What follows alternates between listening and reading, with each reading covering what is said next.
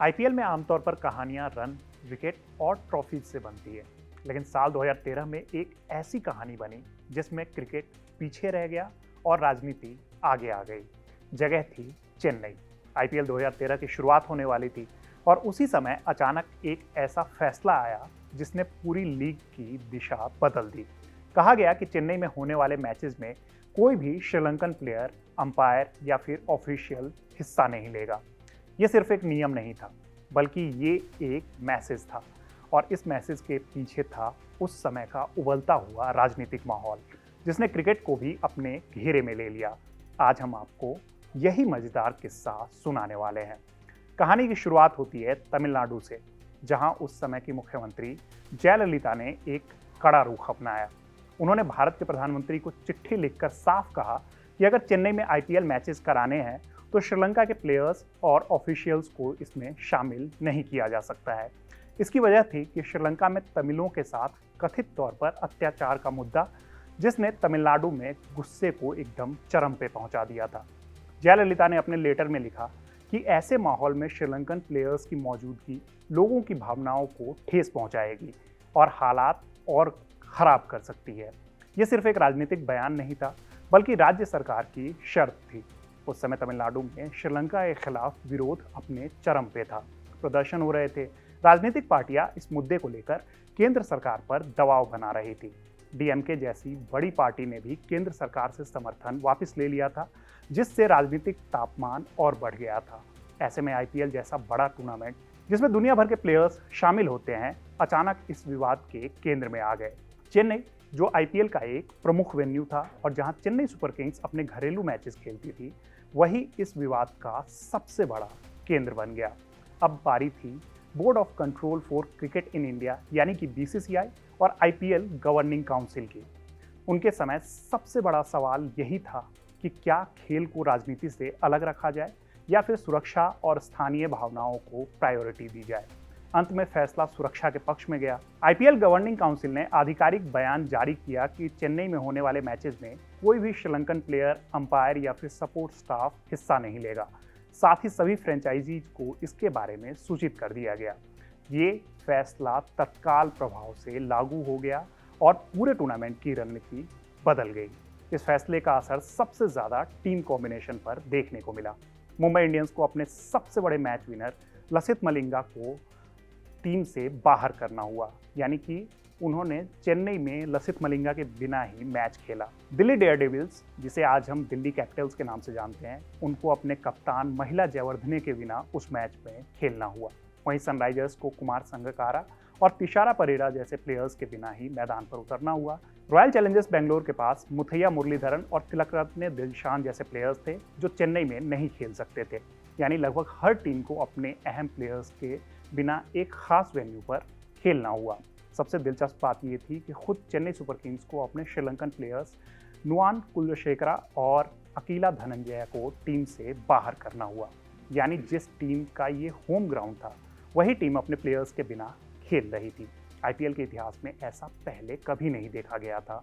आमतौर पर home advantage की बात होती है, लेकिन यहाँ होम ग्राउंड ही सबसे बड़ी चुनौती बन गया था। श्रीलंका की तरफ से भी इस फैसले पर कड़ी प्रतिक्रिया आई। श्रीलंकन क्रिकेट ने कहा कि वो इस स्थिति पर नज़र रख रहे हैं और अपने प्लेयर्स की सुरक्षा को लेकर काफ़ी चिंतित हैं। कुछ पूर्व खिलाड़ियों और अधिकारियों ने भी इस फैसले को भेदभावपूर्ण बताया। अर्जुन रणतुंगा जैसे दिग्गजों ने कहा कि ये खेल और राजनीति का गलत मिश्रण है। वहीं मुथैया मुरलीधरन ने भी दुख जताया और कहा कि प्लेयर्स को ऐसी स्थिति में नहीं डालना चाहिए। भारत में भी इस फैसले को लेकर काफ़ी अलग अलग राय देखने को मिली। एक तबके ने तमिलनाडु सरकार के फैसले का समर्थन किया। उनका मानना था कि ये सिर्फ राजनीति नहीं, बल्कि मानवाधिकार का भी मुद्दा है। उनका कहना था कि अगर किसी समुदाय के साथ अन्याय हो रहा है तो उनके खिलाफ आवाज़ उठाना ज़रूरी है। वहीं दूसरा वर्ग इस फैसले के खिलाफ था। उनका मानना था कि खेल को राजनीति से दूर रखना चाहिए। कई लोगों ने कहा कि इससे क्रिकेट की भावना को ठेस पहुंचती है और प्लेयर्स को बिना वजह सजा दी गई है। चेन्नई के आम लोगों की भी राय काफ़ी दिलचस्प थी। कुछ लोगों ने कहा कि ये फैसला सही है क्योंकि सुरक्षा और भावनाएं सबसे ऊपर है। वहीं कुछ युवाओं ने इस पर सवाल उठाया कि क्या प्लेयर्स को बैन करने से कोई समस्या का हल निकल जाएगा। उनका मानना था कि इससे खेल और युवाओं के उत्साह पर असर होगा। यानी ये मुद्दा सिर्फ सरकार और क्रिकेट बोर्ड तक सीमित नहीं था, बल्कि समाज के हर हिस्से में इसकी चर्चा हो रही थी। इस पूरे विवाद का असर आईपीएल के शेड्यूल पे भी देखने को मिला।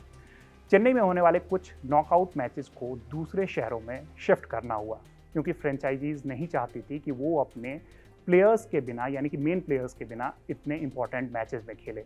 इससे ये साफ हो गया कि ये फैसला सिर्फ एक वेन्यू तक सीमित नहीं था, बल्कि पूरे टूर्नामेंट को प्रभावित कर रहा था। आईपीएल जैसे बड़े टूर्नामेंट में जहां हर टीम अपनी बेस्ट प्लेइंग 11 के साथ उतरना चाहती है, वहां इस तरह की पाबंदी एक बड़ा झटका थी। अगर उस समय के माहौल को आप समझें तो ये सिर्फ क्रिकेट का मामला नहीं था, ये भारत और श्रीलंका के बीच संवेदनशील राजनीतिक मुद्दों से भी जुड़ा हुआ था। तमिलनाडु के लोगों का श्रीलंका के तमिलों के साथ इमोशनल कनेक्शन था और इसी वजह से ये मुद्दा इतना ज़्यादा आगे चला गया। और यही वजह थी कि एक राज्य सरकार के फैसले ने इंटरनेशनल प्लेयर्स को प्रभावित किया। अब सवाल आता है कि ये बैन कब खत्म हुआ। इसका जवाब है कि ये कोई स्थायी बैन नहीं था, ये सिर्फ आईपीएल 2013 के दौरान चेन्नई में होने वाले मैचेस तक सीमित था। जैसे ही टूर्नामेंट आगे बढ़ा और हालात सामान्य हुए, श्रीलंकन प्लेयर्स बाकी वेन्यू पर खेलते रहे। अगले सीजन्स में भी ऐसी कोई पाबंदी नहीं रही।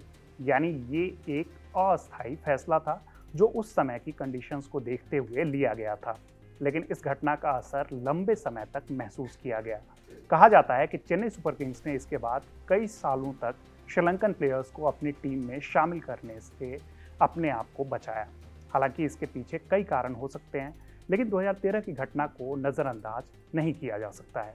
ये घटना आईपीएल इतिहास के एक ऐसे कहानी के तौर पर दर्ज हो गई जहां खेल और राजनीति आमने सामने आ गए थे।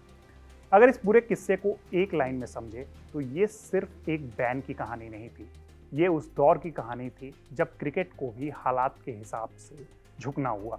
जहां एक तरफ खिलाड़ी मैदान में खेलने के लिए तैयार थे, वहीं दूसरी तरफ मैदान के बाहर ऐसी ताकतें थी जिन्होंने तय किया कि कौन से प्लेयर्स खेलेंगे और कौन नहीं खेल पाएंगे। आज जब हम आईपीएल को एक ग्लोबल एंटरटेनमेंट से भरे टूर्नामेंट के तौर पर देखते हैं तो 2013 का ये किस्सा याद दिलाता है कि खेल कभी भी पूरी तरीके से राजनीति से अलग नहीं हो सकता। हालात बदलते हैं, फैसले बदलते हैं, लेकिन ऐसी कहानियां इतिहास में दर्ज हो जाती है। और आईपीएल 2013 का चेन्नई वाला विवाद भी ऐसा ही एक किस्सा है जिसे क्रिकेट फैंस कभी भी नहीं भूलने वाले हैं। तो फिलहाल इस कहानी में इतना ही। ये कहानी आपको कैसी लगी हमें कमेंट बॉक्स में ज़रूर बताइएगा। मेरा नाम है रविराज, देखते रहिए कड़क। धन्यवाद।